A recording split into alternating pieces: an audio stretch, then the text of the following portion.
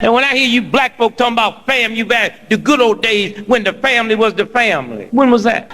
When was the black family the black family? When white folk could just come in the house and lynch any nigga in the family they wanted, and when the damn thing you would do was say, well, thank God they didn't get all of us. Was that the family y'all talking about? The family when you could go to World War II and the same German that your daddy can come to America and live and work where your daddy can't work. That's the black family you talking about. You talking about back when the black family was the black family, when black American soldiers was coming back bringing those Germans to the POW camps, and they'd let them white murdering Germans go into the front of the restaurant and sit down and eat like men, but them niggas had to stand outside and have their food pitched to them. Is that the black family you talking about? Well, God don't never let me go back to them heathens. Never, never, never, never. That's the black family. And what white family they talking about? The same white folks that sit around and watch it happen? That's the family? No, you looking at the family now. Today, as Christians, we pay tithe, we make offerings, but many times we pay tithes and offerings with wrong intentions. This is Mutabaruka. We want to present to you a wholesome kind of level of consciousness right now. So subscribe and tell your friend them. This is Mutabaruka. But when you live in a society that is embedded in the Christian mindset, it don't allow for any other thinking to come across. You see, all of the other thinkings them is stupid and irrelevant. So we hear teachers now who's teaching comparative religion in a school. Kind of want to tell the students them say Hinduism and Buddhism and all this foolishness, according to them. It's just some little foolish stories. So what we find now is that even though Christianity, or they would say God allow Christians to live, but the Christians allow the devil to live. Because it is through this doctrine of Christianity why the devil is so prominent in our life. When Christianity introduced the opposite of God, because we must remember that in a Judaism, when something happened to Israel, them never blame it on the devil. Them just say something them do. Why God have punished them. So God punish you and certain things happen to you. There's a judgment that takes place against you by God. The Christians introduce an opposite to God named the devil. So there's this continuous fight between the devil and God for power. So I would really declare that it's really Christianity allow the devil to maintain itself, even though people might say the devil did exist before any Christians. Well, the devil never exists in the Old Testament until Job. It come about in Job, and they don't even know who write Job. But Job is really a very important story. Very important story to the whole idea of the strength of man and the perseverance of man still. But we say this new entity arrive in our psyche. And it has perpetuated itself in our psyche for 2,000 years. There's this devil that is really prevalent in our thinking and in our thoughts, that we even create ideas and concepts of the devil. But the reason why we have said that is for really go down into the idea of this month, December. Why was December chosen to be the birthday? That specific day was chosen to be the birthday of Jesus Christ. We say it many times over and over and over, and we can't say it too much. We can't repeat the same thing too much because we have to keep repeating these things, you know. There's a reason why it was chosen. Now, most Christians and most, I will say no, without any apology, most nowadays preacher who has never really studied theology, but claim that them get this Holy Spirit that is moving them You know, people say the Holy Spirit move you to say things and to do things, when it's really them after them own misunderstanding and guide themselves and claim some supernatural divinity that is directing the course of them thinking.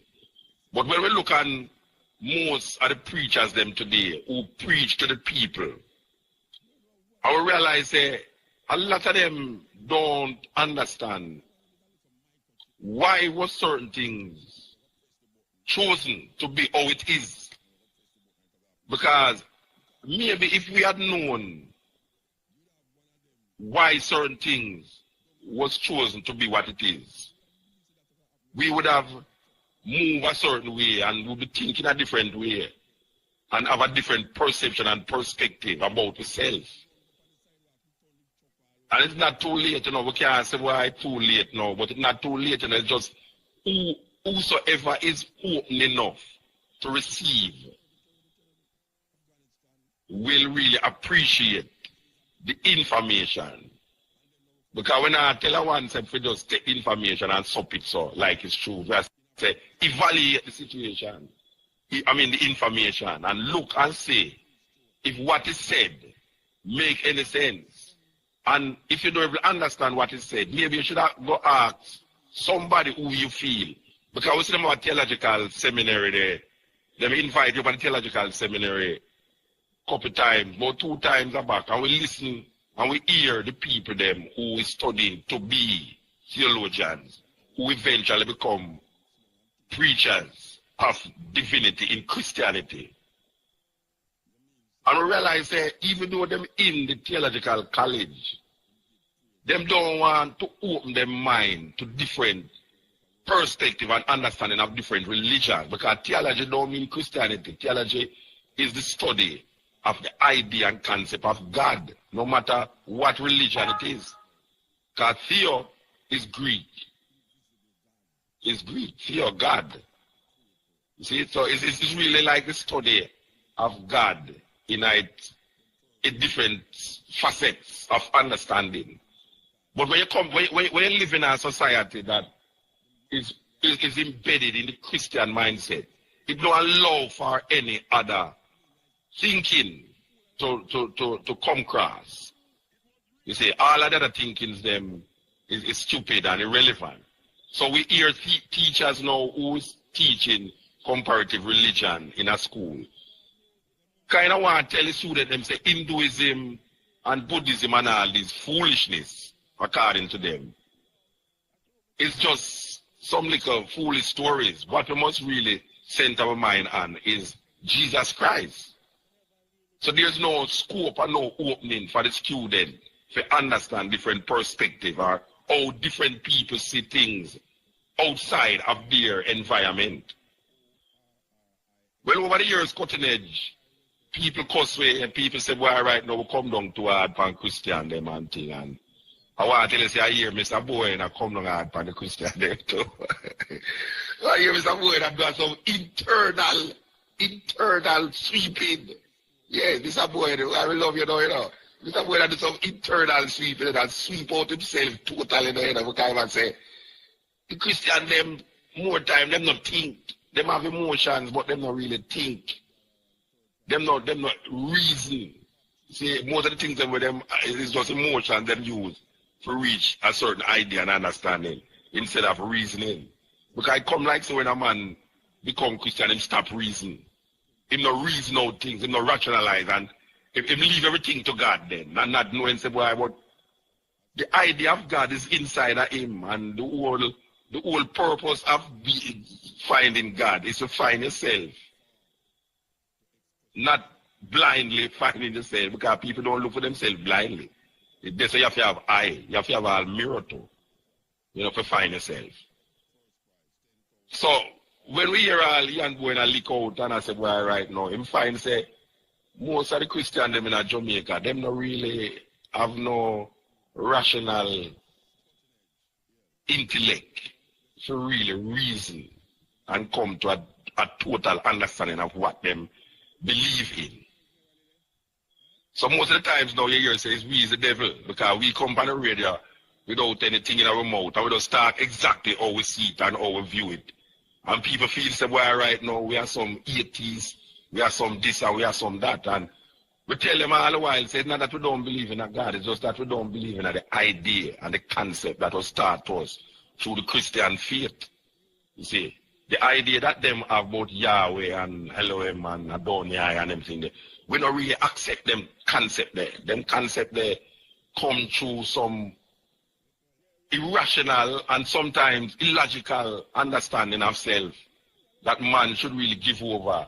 Like Santa Claus, when a woman, as we said last week, a woman spend 360 days at work to get her child a present. And instead that she tell the child that it's fair if she work hard and get the child a present, she put it in her socks and hang it on a tree and give it over to a big belly man named Santa Claus. So this lie perpetuates itself in our youth. Where you don't tell the youth, you don't tell a lie, you know. But the biggest lie is that Santa Claus come and give the little youth a present. So the youth become loving of this big belly man, where every Christmas now, you see them put him in a big chair, red and white, go with that. And now you see even black people are dressed up that way there. You see, last week we talked to our brethren about the White Christmas, the song White Christmas, and he couldn't even comprehend the psychology of White Christmas and how White Christmas maintain itself in the idea that white is beautiful, white is pretty and all these things. He couldn't comprehend that. You see, him keep rationalize that the song don't make no mark difference in no one's living and how them live. But it's a collectiveness we are dealing with, and the perpetuation of a certain ideology. And it linked the ideology of I'm dreaming of a white Christmas with Santa Claus. All of these things linked together. You know, see, we're not using it as just one facet or one aspect of the thing. It's a totality, a sum total of a mindset that has been perpetuated on us for years through a European philosophy and ideology that it's very difficult for us to come out of it. Very difficult to come out of it. And a lot of these ideas is maintained through grandmothers and great-grandmothers and grandfathers and great-grandfathers who declare these days now as very corrupt days, when it is because of those teaching perpetuating itself and what we call genetic memory, where the child becomes a person even in the womb of the mother. Even in the womb of the mother, the child is a person. So the child is feeding from the mother. The psychology, as we said last week, one of the ways them pacify the male resistance is to tie the father to what them call it. Yeah, tie up the father between two arms and make the mother, the pregnant woman, watch this cruel, inhuman action where they would put black people, black man, after whipping them 100 lashes, would have sprinkled salt in the wound them and make cat run over them back. This is documented. This is how my Mutabaruka say. Documented. And make the pregnant woman watch. And this develop a certain psychology in the woman where if when her child born, in order not to make her child go through that kind of torture, she teach the child not to fight. She teach the child not to be what you call a revolutionary. So it pacifies the youth. So we can say, oh, the fear is a love fear, you know. The love for the child, but the fear grip the mother so much that the mother don't really want her child to come out to fight against a system that is a cruel and unjust system. So when you start to wake up to this reality now, you become a rebel without a cause because you are now rebelling against something and don't know why you're rebelling against it in a very unstructured way. You find a whole heap of people are rebel in a very unstructured way. You understand?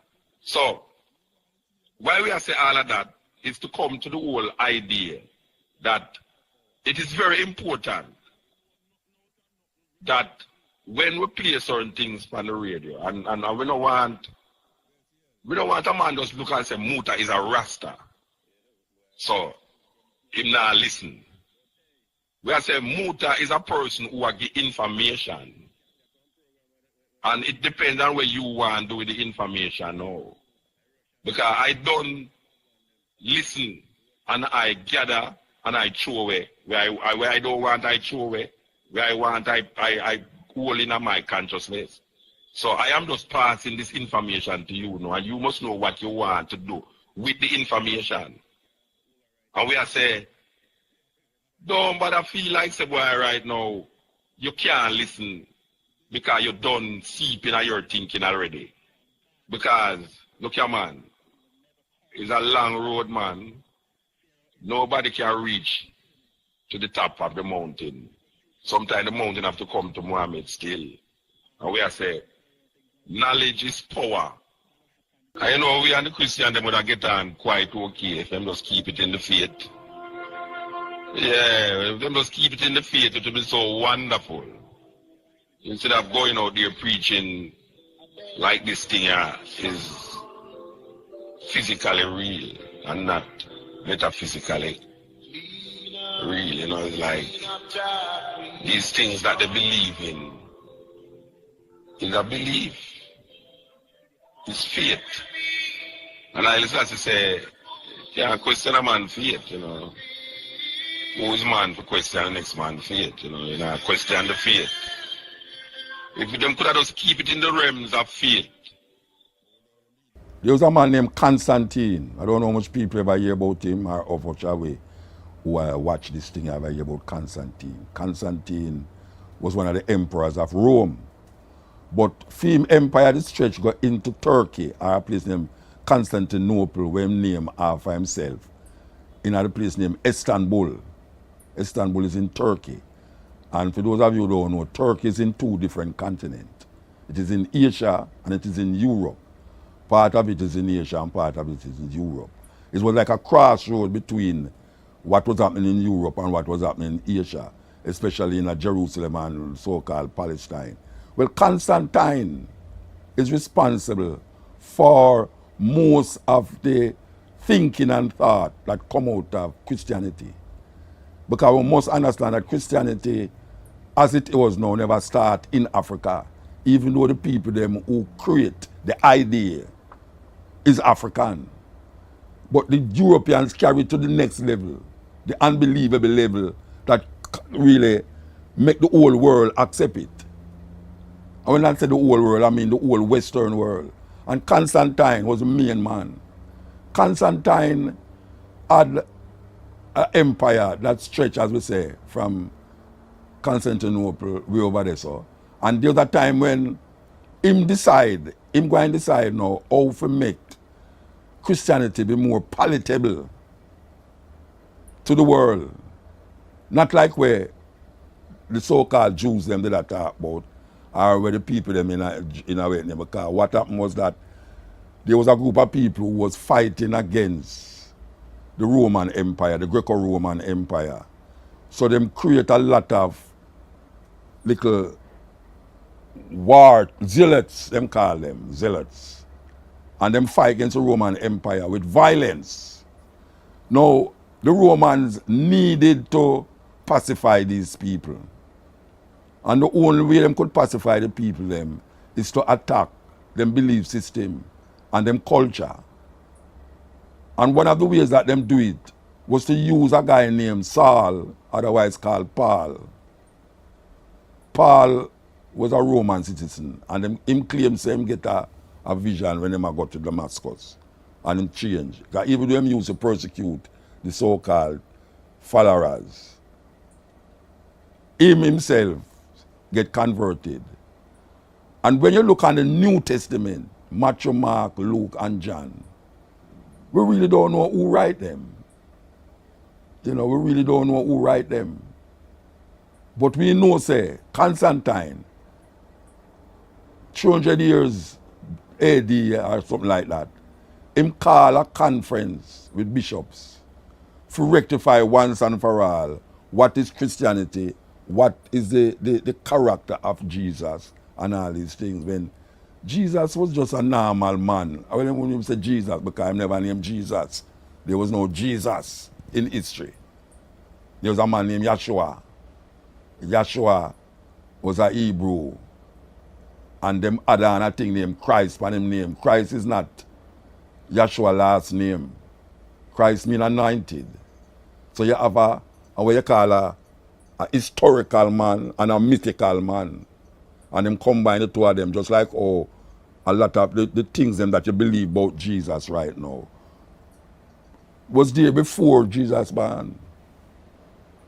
All of the religions, the major religions them of the Eastern world, was long before the so-called Jesus born. We talk about Buddhism, Mithraism, Zoroaster, all of them, and the Isis concepts, all of them derived from those places, like 500 years BC. But this one take over because Rome was what we call the Empire of Rome was controlling the Western world. And they sit down and conceive and make laws that govern Christianity and then put it out there as the gospel. And this gospel was to pacify the rebellious Jews them in Palestine, in Israel. And that is how them get for really maintain them power. They maintain them power by causing the people them to be so passive in them thinking and giving up them culture that them now have the strength to fight. And we see this happening right now. We see it happen right now. That the fighters of the African Revolution get pacified most of the time because of religious belief, religious concepts that is coming from this book that most people I tell you say is African people, is black people write it. Black people never have nothing to do with it. More than say, we did live a certain life that was before the book. And these guys take that lifestyle and inject it in a freedom lifestyle. So them fuse Roman, Greco-Roman culture with Jewish culture and make out and become Christians. And that is how Christianity come. Christianity is not here to free you. Christianity is here to pacify you. And the more African people go into this idea and this concept of Christianity, is the more them get pacified into becoming a part of the Greco-Roman Empire. Yeah, this is Mutabaruka. I want to introduce you to a different style of programming on the media. Today, as Christians, we pay tithe, we make offerings, but many times we pay tithes and offerings with wrong intentions. We think that we are in a casino and that we are investing and God will make us millionaires. And when we don't get the millions, we get disappointed. And we who are here as professionals today, it is a day to interrogate ourselves, to ask ourselves questions wherever we are, whether we can pass the litmus test. Suppose there was to be a rapture today, that Christ were to come today, on the basis of the criteria that is provided in the Bible, would you get to heaven? Ask yourself that question. It is not the number of services that you attend every year. It is not the tithes and offerings that you pay. Would you get to heaven by your very actions? And this is what makes me make reference to the story of the Good Samaritan, recorded in the book of Luke, as I said a little earlier, chapter 10, verses 29 through to 37. And Christ was answering what was essentially a very simple question. Who is your neighbor? That was the question that was posed. And who is your neighbor? It would have been possible for him to say that your neighbor is he or she who lives next to you. But he did not answer in that way. He said, there was a man who was traveling that road, that dangerous road. And he was ambushed by robbers. And when he lay there dying, a Levite passed. Levites, we are latter-day Levites. They did nothing.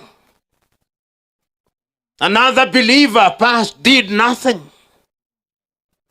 And then there came a Samaritan. And in order to understand the context of this story, you must understand the status of the Samaritans during the times when Christ walked on the surface of this earth. And this good Samaritan, we now call him the Good Samaritan, said, he took care of him and went to the inn and said, take care of him. And if there is any additional expense, you tell me. Today, courtesy of his actions, we say he was a good Samaritan. How many of you professionals here have found yourselves in situations where you could have been a good Samaritan, but you are not? How many of you here who are lawyers in government institutions, who when called upon to do that which is good and right, you seek to be bribed first? How many of you here, I'm not asking you to raise your hands, but I'm asking you to inspect your heart. How many of you here who are doctors, upon whom it fell to save life and asked many questions, irrelevant questions, and lives were lost? How many of you here are engineers who compromise the standards and qualities of our roads that you may become rich? How many of you? How many of you who are reporters here who will distort what we are saying today? How many of you? Because when you find yourself in any situation where your acts or omissions can harm another, that other is your neighbor. This is the message. So, as to who is your neighbor changes from time to time, but your conduct must never change. In other words, as professionals, we must make painful choices. You know, many times I listen to fellow Christians, and they say, I love the Lord, and I do not begrudge them. I'm not in the business of begrudging them, because they have their duty and right to love the Lord. But a few minutes later, when they are driving on the road, they do not love the other motorists. And I said, how can they possibly be conducting themselves in a manner that could lead to the death of the other motorists, and then they say they love the Lord? In John 1, you are told that you are a liar if you are such a one as that. And you know, in this country, when we say there is corruption or evil, all these other things, Who are the midwives of corruption in this country? Professionals. We are the midwives. Look at any institution that is collapsing or has collapsed. Who has presided over the collapse of such institutions? Is it not us who are professionals? Do we make the right choices when we are called upon to make the right choices? Whom do we worship? Do we worship Mammon or God? Do we obey the law when it is inconvenient to us? When I read the story of the Israelites as they moved from Egypt through the desert for 40 years to the promised land, and it has been dramatized in modern times. I do not know whether you watch movies. If you do, good. If you don't, I urge you to.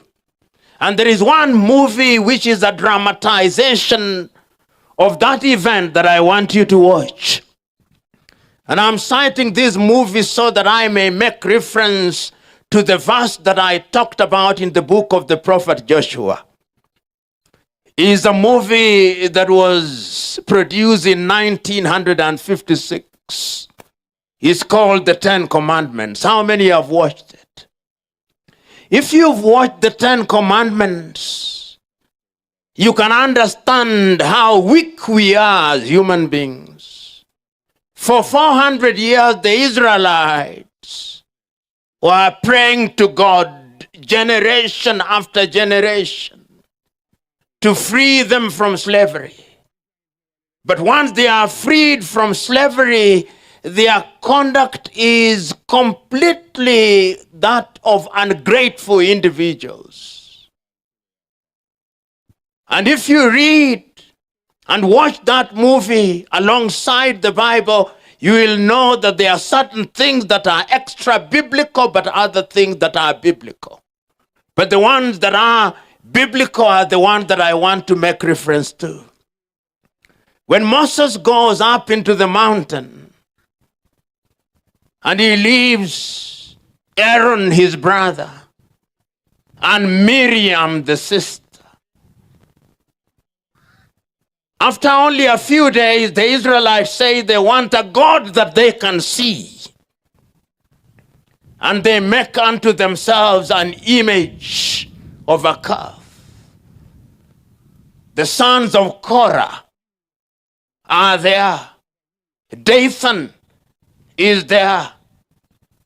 And they have persuaded the people to rebel against God.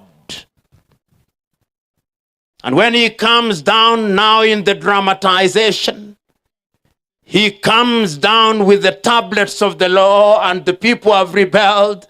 And one of them, I think it is Korah, who says, "You have made unto yourselves laws that you may become a prince over us. We are free." But Moses says, no, there is no freedom outside of the law. Freedom must be within the law. And that is why, therefore, as professionals, we must be bound by certain ethics. We must have certain taboos, the things that we do not do, and the things that we do. And these taboos are the ones that will prevent us from doing things that are not in the best interest of our country and our society. In other words, as professionals, we are enjoined to make choices. But which choices do we make? Today, as Christians, we pay tithe, we make offerings, but many times we pay tithes and offerings with wrong intentions. we think that we are in a casino and that we are investing and God will make us millionaires. And when we don't get the millions, we get disappointed. Choose you now whom you shall serve is what I'm coming to. But what I want to say before that is we must change our minds and change our hearts. This morning, I was telling the good president here, and we were reminding ourselves that it's not lost on us that the Bible says that out of the whole group that left Egypt, only 2 entered the promised land. Only 2. Joshua and Caleb. The rest died because they had left Egypt, but there was too much Egypt in them. You can leave Egypt, but Egypt is still in you. So today, we who are professionals here, we must ask ourselves the uncomfortable question. Is Egypt still in us, or we have left Egypt and exorcised the ghost of Egypt? And that is how I understand the famous statement that is recorded in the book of Joshua at chapter 24, verse 15. Because the people were undecided. The people were undecided whether they should worship God or they should worship little gods. And he says, you must now make a choice. You must not be of 2 minds. Choose you now whom you shall serve.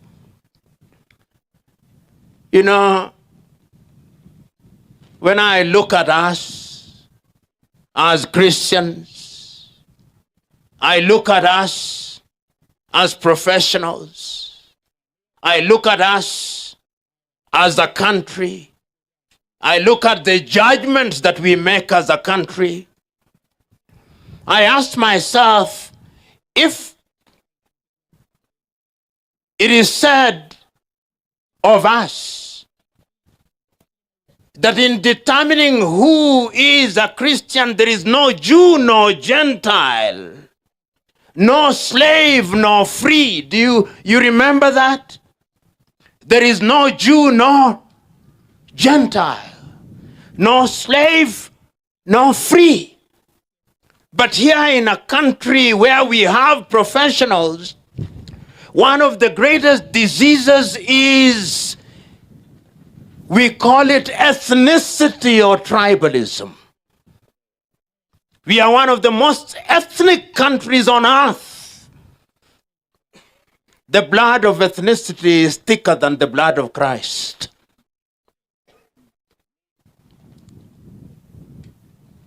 So that when you are making your judgments, you don't make judgment on the basis of whether you are Christian, but you make judgment on the basis of whether you are Luo, Kamba, Luhya, or Kalenjin. But when you get to the Kalenjin, it becomes Nandi, Kipsigis. Because when you begin to look for the things that divide you, you'll find them. I was asking somebody the other day, when we are putting people into positions as Christians, because we claim we are Christian. When you are boarding an aircraft and you are Luo, do you ever ask, is the pilot Luo? You don't. What you want is a good pilot that will make the thing fly and land. But when we want to appoint a minister, we say, is the minister Kamba? What contradiction do we have as a nation?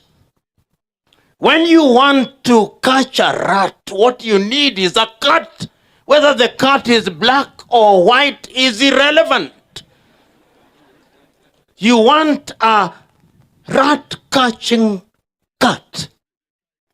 But do we as professionals, have we liberated ourselves from that? Professionals. Today, if you look at universities across our country, if you go to Maseno, I dare challenge you. the vice chancellor is likely Luo. And if he is not, the Luos in that area will say, we want our own. Does chemistry change when it's taught by a Kamba and when it's taught by Luo? If you go to Moi University, likely the vice chancellor is of the Kalenjin extraction. If you go to Seuko in Machakos, the vice chancellor is likely a Kamba. If you go to Masinde Muliro, the vice chancellor is likely a Luhia of the Bukusu extraction. If you go to Rongo, the vice chancellor is likely to be a Luo. If you go to Dedan Kimathi University, that one may be a little different. But if you go to any of these, and the people will say, we want our own. And these people who say these are Christians, for whom there is no Jew nor. How do we reconcile that kind of conduct? When you want to have the head of the Moi teaching and referral, you want a Kalenjin, but when you are dying, you want an oncologist. How do you reconcile that? We must make a choice. But we are not making those choices as Christians who are Kenyans, because we want to be nice to each other. Until the day that we are capable of liberating ourselves from these basic instincts, our countries will never realize their potential. And I'm urging you that we as the Christian body, we must now ask ourselves uncomfortable questions in order to give meaning to our Christianity.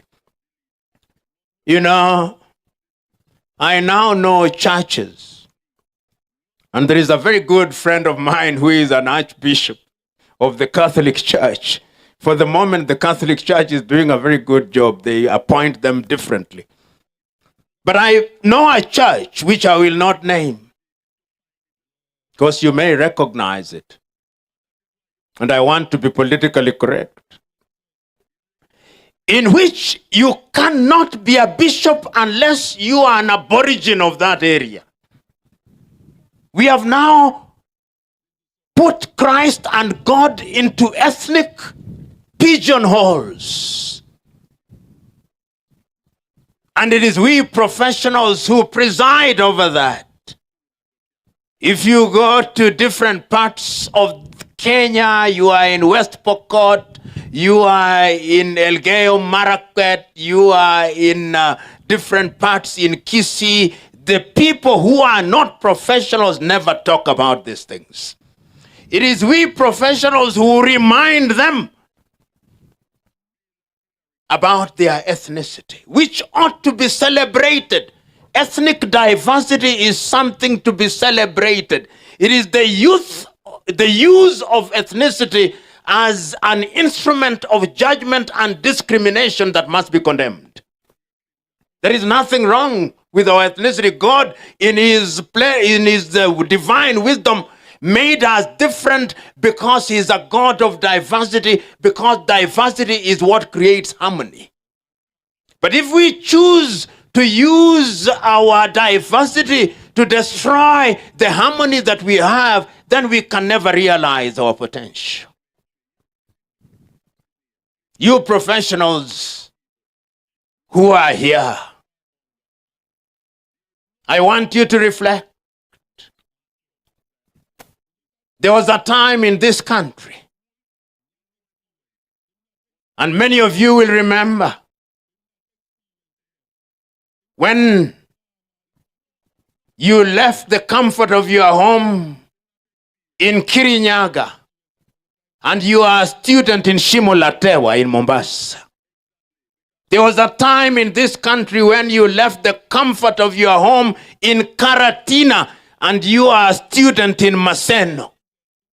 There was a time in this country when you left the comfort of your home in Machakos and you are a student at Cardinal Otunga High School in Kisii.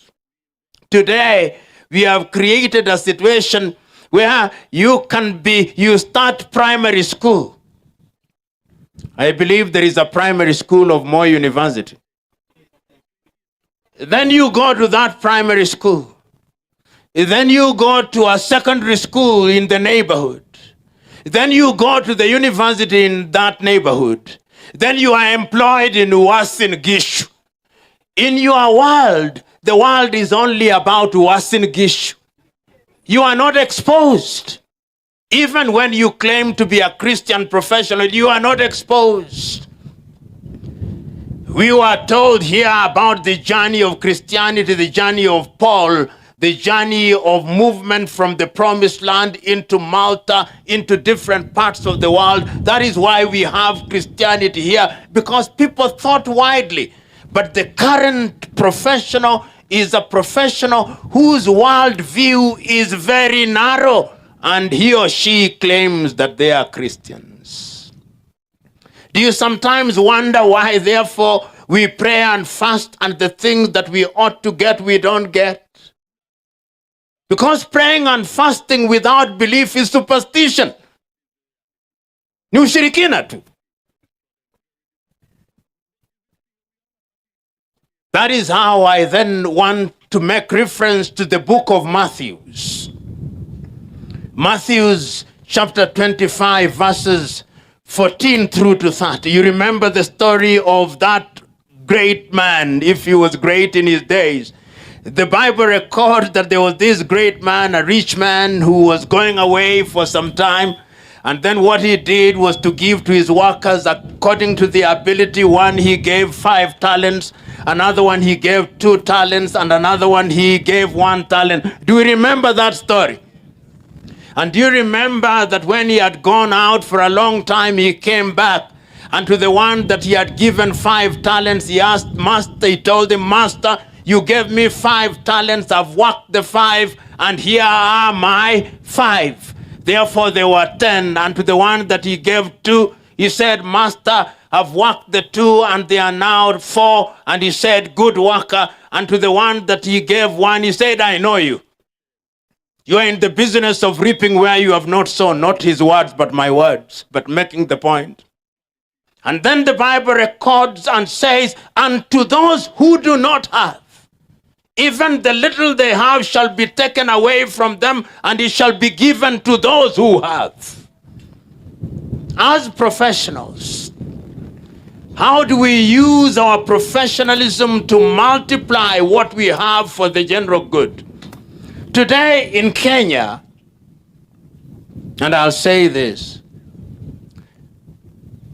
we have something called devolution, and we love it. How many of you here love devolution? None of you love devolution. It is a good thing. A few good things have happened, but a few bad things have happened. Professionals of different kinds are serving in our devolved units. Lawyers, doctors, economists. And these professionals attend church on Saturdays and on Sundays. But I've never seen any pastor, not even in your church, not any one of them, rebuke the thieves who have been devolved. Not one. You accept their tithe and offering gleefully. And you say all wealth belongs to God, even the stolen ones. Yet Christ rebuked taxpayers. So even the clergy have fallen short of the glory of the expectation of both God and man. Because we do not rebuke. There are thieves here, many of them. Do not rebuke. There are thieves here, many of them, who have been devolved. Some of them are still at the center. And the thieves that are devolved, who are Christians, there are two things that they love doing. They build hotels. I do not know why hotels are very popular with thieves. Or office blocks. And then they invite pastors to bless them. And pastors say, this block was blessed by Pastor so and so of this church. Have you seen such buildings? Even here in Eldred, they are there. I've seen them across the country, and I'm saying this because if we don't rebuke, then the professionals cannot change. Have you seen? Even in churches, when thieving professionals arrive in church, when a sermon is going on, the pastor will stop. In the middle of a sermon, I've seen this. They go and bring the thief and bring him in front.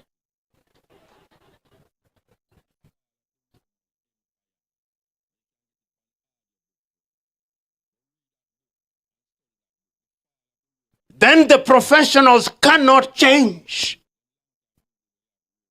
because they are not rebuked. So all of us who are here, who are professionals, let us remember that when all is said and done, it is you and your God. You know, when 2 days ago I read the report by the ESCC telling us how corruption has become pervasive. In order to get a job in Kenya, the average amount of money you spend is 163,000 Kenya shillings.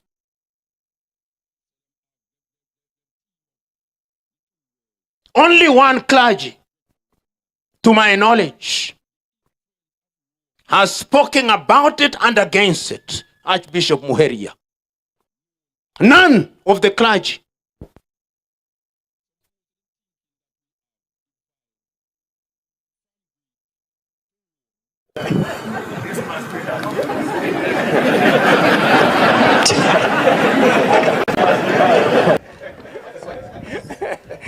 Thank you. He will not succeed. You know, I say this with pain because it is we who are professionals who can change this. But are we willing to change? Are we willing in our own small ways to change? Because you cannot possibly change everybody, but you can change yourself. Kwa Kiswahili wanasema jishinde ushinde. Jishinde ushinde. Are we ready? You lawyers who are here, who are professionals, you judicial officers who are here, who are professionals, are we ready to ensure that justice according to law is done on the basis of evidence rather than on the basis of the size of our pockets? Are we prepared? You doctors who are here, who are in a public hospital and prescribe medicine which is bought at your pharmacy across the road, are you prepared to change? Because we know. You police officers who are running matatus and boda bodas, whom you allow to break the law. Are you prepared to change? That we may reduce the accidents on our roads, are we prepared? You teachers who leak examination to your students and then celebrate with twigs at the end of the year when they pass, are you prepared to change? Are we?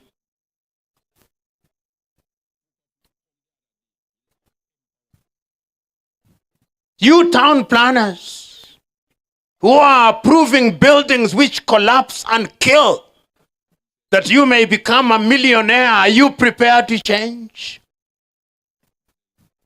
You journalists who kill good stories because a brown envelope has been given to you, are you prepared to change? These are the painful questions that this country must ask.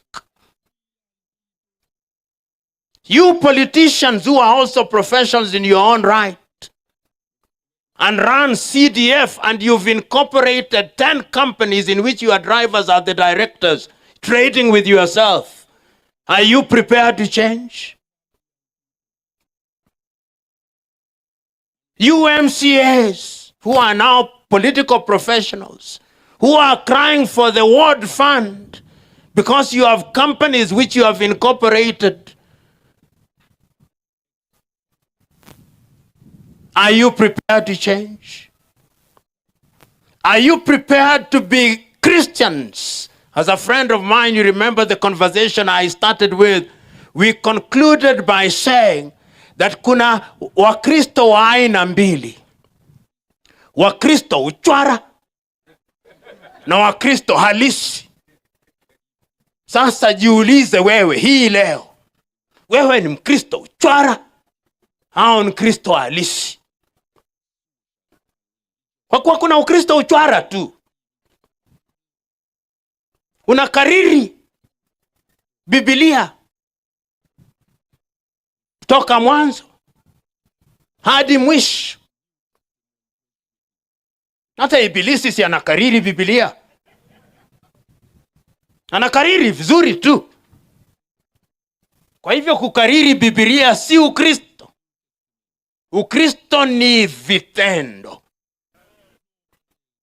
Look into that graph. Look at that graph and find out how religious are those countries that are producing millionaires. I mean, we have more churches in Africa than we have industries. On every corner, there is a church.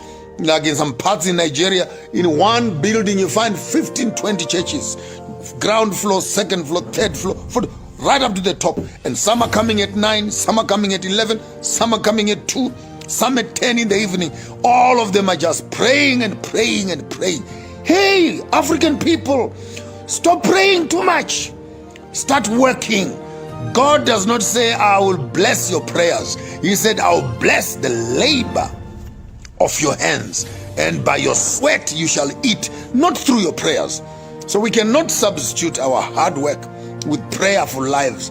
Prayer will leave you in poverty. Hear me well. Prayer will leave you in poverty. So we need to learn how to work.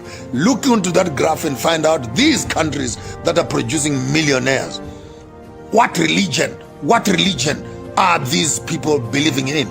Maybe we need to change the gods that Africa is accepted to deal with these ones here that seem to be economically viable and progressive in terms of helping their own members. Can't be spending your whole day at church. Monday, Tuesday, Wednesdays, choir, Friday, youth day, Thursday, women's day. What it is practice, then it's practice, then it is all these old age things. The whole week you are in church. When are you going to sit down and start making money? So we need to find out from these countries again what is the recipe of their success. And having discussed that in terms of their labor, we also need to find out what kind of tax facilities that they have in terms of the tax havens. How are they treating their investments? How did they structure their financial systems? You can also find out in those countries that are producing the most millionaires. Find out for me, of all these countries, how many of them have foreign investors in their country. Find out how many of these countries on the top 15, top 20 that have millionaires, how many of them are working with foreign investments? How many of them are working with donor money? You may be shocked that they don't work with donor money. They don't work with foreign investments. And while you're asking that question, ask again these countries that have more millionaires. Who owns their banks? Who owns their banks? Who owns their insurance companies? These countries, who owns their insurance company? And while you're trying to answer that question, answer this one also. Who owns their land? Who owns their land? Because land is a means of accessing finances. So you walk up to the top 20 country companies and find out who owns their banks, who owns their insurance, and who owns their land, who owns their industry. And you, just when you thought you had had it all, find out what kind of raw materials have they built their industries on. Are these locally produced? Find out again, are these locally produced goods? Are these locally produced raw materials? Where are they getting their raw materials from? And at what cost are those raw materials? And when you have answered that, find out again, are these countries democratic? They have the top 20 that are making the most millionaires. Are these countries democratic? When last did you hear of elections in Sweden? When last did you hear of elections in Switzerland? When last did you hear of elections in Hong Kong? When last did you hear of elections in Singapore? When last did you hear of elections in Denmark? While we as Africans are busy getting confused about these elections, 5 years, find out from these countries, are they democratic?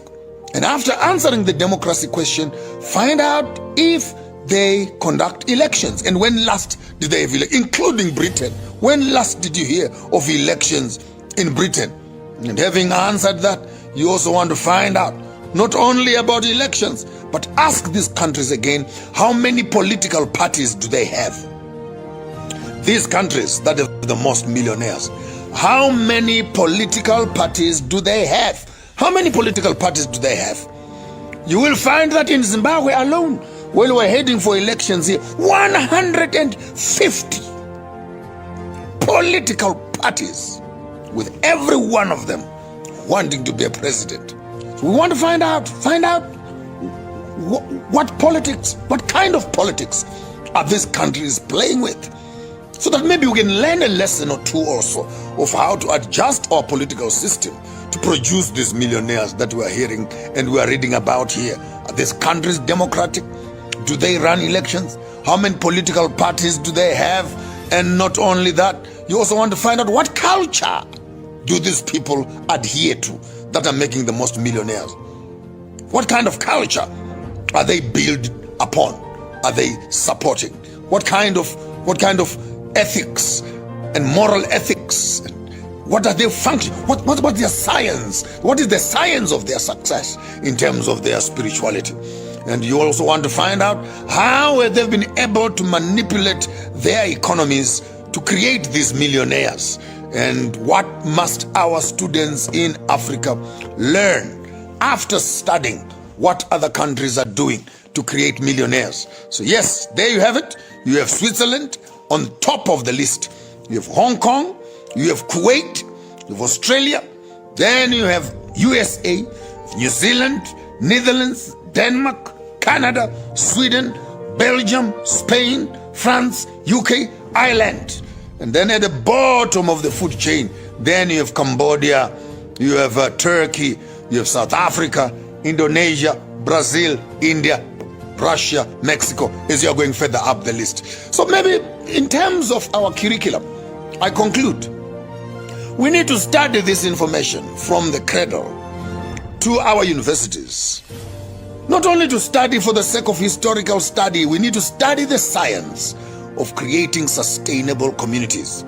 And I bet you my bottom dollar, all the questions that I'm asking you on the top side. How must we teach our children? How did they make their money? What systems and industries did they build to create such millionaires? What is their value chain? and how and who owns it? How does it function and who owns it? What raw materials are they being used to build these wealth bases? Who owns their banks? Who deposits in them? What tax laws have they used to secure such economy from foreign funds? Are they democratic? When last did they conduct their elections? How many political parties are in these countries? What is their curriculum? And what do they teach their children? What is their relationship to their culture as it also relates to their wealth creation? How can we also learn to manipulate our systems to create such? How much learning do we need to understand that you can never trust your economy in the hands of other people and think that it will be sustainable and you can produce self-sustainable people and create millionaires? It must be part of the curriculum in our universities, in our high schools, in our primary schools, in our cradle roll and crash, how to become a millionaire. We must not be afraid of teaching our children how to make money. And I think if we can go back and do a thorough research on these economies, we can be able to come up with a curriculum of study which our children can get into to be able to reach these same heights of excellence. There's no excuse, Africa. We have the schools, but we don't have the education. We have the teachers, but we don't have the knowledge. We have the raw materials, but we don't have the technology. We have the politics, but we don't have the economics. We have the people, but we don't have the brains. And what we don't have seems to outweigh what we have. Africa is not poor. It's the people who are poor. Continent is rich, but the people on the continent are poor. And they are poor not because of what is underneath their ground. They are poor because of what is between their ears and what is between the ears of their own leaders. Therefore, we go to study such information so that we can come to ourselves, call the Department of Education and say, transform this bush Bantu education, translate it into this which can develop children for the future. We need to go back to our economic books and burn them MP3 squared, what stupid little formulas of the Western world and come around and say, how do we write our own economic books that speak to our resources and transform our society?